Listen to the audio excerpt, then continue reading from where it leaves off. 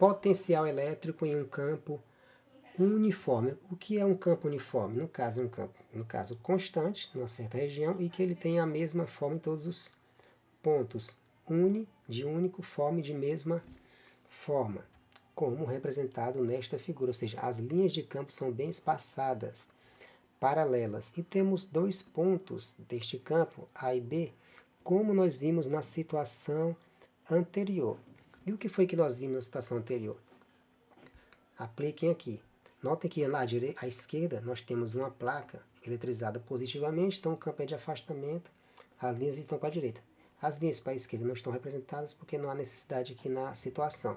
Aí temos dois pontos A e B. A pergunta mais uma vez é: qual o trabalho necessário para deslocar a partícula desse ponto A para esse ponto B? Sendo que tem um certo deslocamento de A para B, e aqui é o trabalho que está representado pela letra tal. E nessa região tem um certo campo elétrico E. Procedemos da mesma maneira. Como nós já sabemos que o trabalho ele é igual ao produto entre a carga Q deslocada e a diferença de potencial entre os dois pontos, fica bem simples. Basta nós lembrarmos que o trabalho ele é igual ao produto entre a força e o deslocamento. Lembrando da definição de campo elétrico, vou fazer aqui um rascunho lateral novamente. O campo elétrico, como nós aprendemos no conteúdo anterior, ele é igual à força, isso por definição. O campo elétrico é igual à força dividido pela carga elétrica da partícula que sofre a ação da força. Fazendo aqui o produto dos meios, nós vamos ter F vezes 1 e Q vezes E. Mais uma vez eu só remodelei a equação. Para quê? Para eu poder substituir essa expressão nesse termo F. Então o trabalho vai ser a força F, que é Q vezes E, multiplicado por D. Então o trabalho nessa situação para deslocar a partícula é o produto entre a carga Q, o campo E e a distância D entre os pontos A e B. Mas o trabalho ele também pode ser calculado, como nós vimos, pelo produto Q delta V. Então se nós igualarmos Q delta V igual a Q ED, que era justamente o que eu tinha iniciado na linha acima, o Q vai embora e nós vamos ter ΔV igual ao campo vezes a distância entre os dois pontos. Mas eu posso inverter essa equação, se houver necessidade, jogo E vezes D por primeiro membro e o ΔV por segundo. A distância está multiplicando, vai para o segundo membro, dividindo. O que nos mostra que um outro caminho para calcular o campo elétrico. O campo elétrico é igual a diferença de potencial entre dois pontos dividido pela distância entre os dois pontos, o que nos mostra também uma nova unidade para o campo elétrico. Como o ΔV é a voltagem em volts e a distância em metros, a unidade de medida aqui é volts por metro. E na nossa definição que aprendemos no conteúdo passado, como a força é medida em newton, estou mostrando aqui no alto, e a carga elétrica em coulomb, a unidade de medida de campo elétrico aqui é newtons por coulomb. Mas essas duas unidades de medidas elas são equivalentes, não se preocupe. Tanto faz usar uma como outra, elas são equivalentes. Depende da situação e necessidade para ficar mais claro em questão de entendimento. E vamos prosseguir. Superfícies equipotenciais. Primeiro, interpretando as palavras que melhoram o entendimento.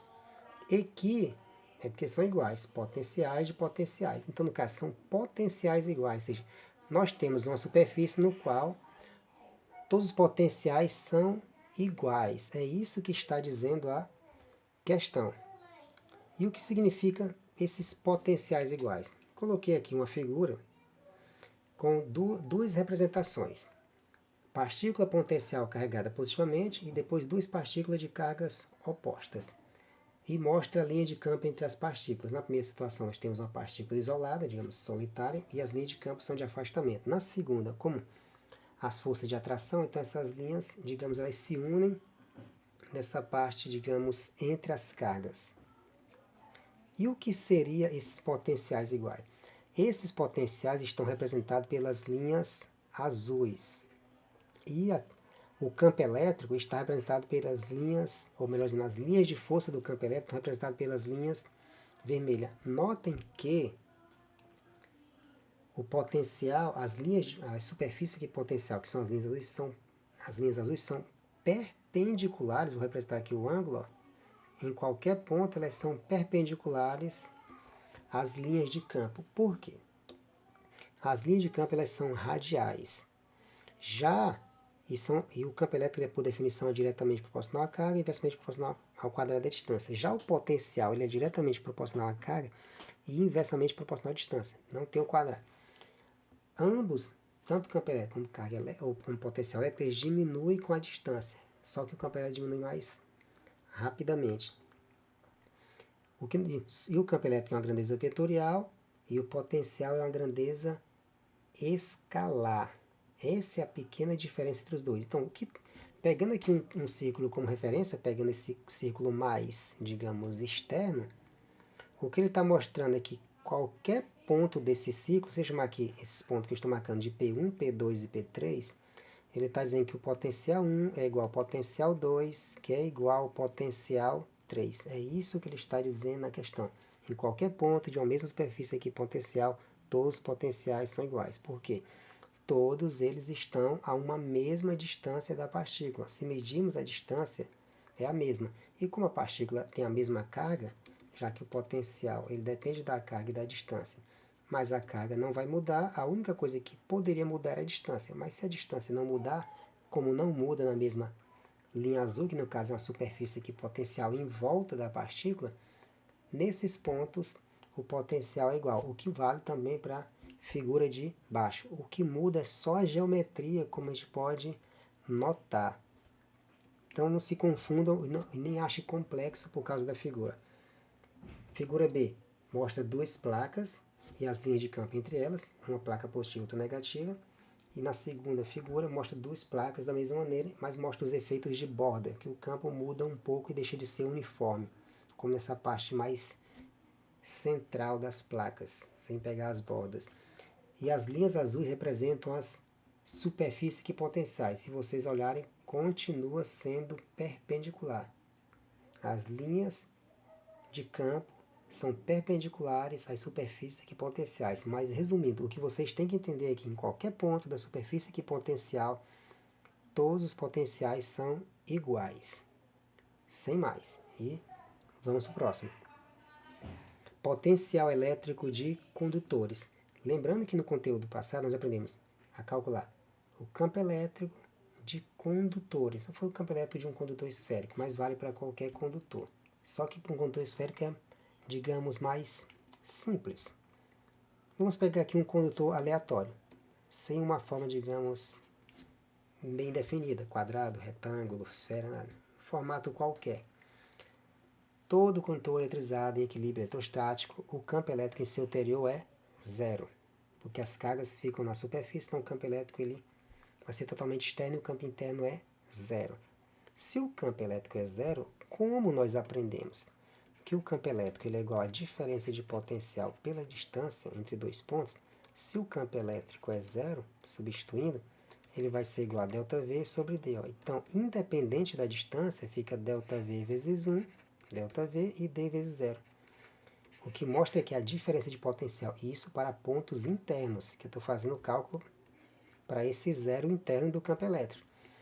Se a diferença de potencial é zero, então significa dizer que o potencial é constante, como mostrado na figura acima. Ó. Ou seja, ele não é zero, ele é constante para qualquer ponto interno representado na figura. Para os pontos externos, aí nós calculamos da forma usual. Vou até anotar aqui, ó, pontos internos. Essa é a primeira parte da explicação.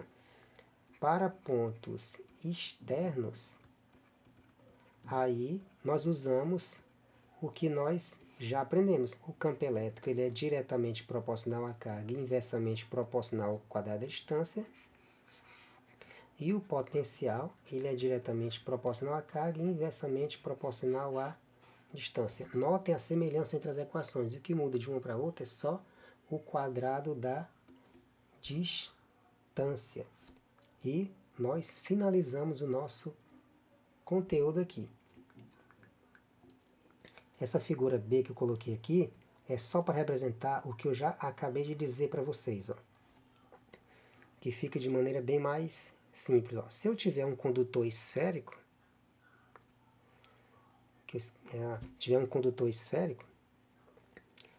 o cálculo fica bem mais simples porque ele é radial. Ó.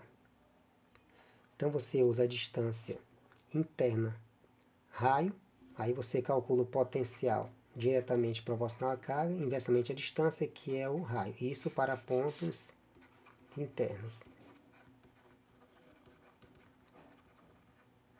Para pontos externos, você calcula a mesma coisa, ó, ou melhor dizendo, da mesma maneira, só que ao invés de você usar o raio, você vai usar a distância D, ó. Ou seja, a mesma coisa que eu tinha explicado antes. Mas por que essa diferença? Raio e distância é a mesma coisa. Por quê? Quando eu uso raio, eu estou indicando que eu estou me referindo a pontos internos. Quando eu usar o D, eu estou referindo que estou usando pontos externos. Então aqui só foi para deixar mais claro o que eu já tinha explicado antes. Mas o conteúdo já está finalizado. E para essa aula eu utilizei o livro do Alberto Gaspar, Compreendendo a Física, volume 3, segunda edição de 2013. Finalizado.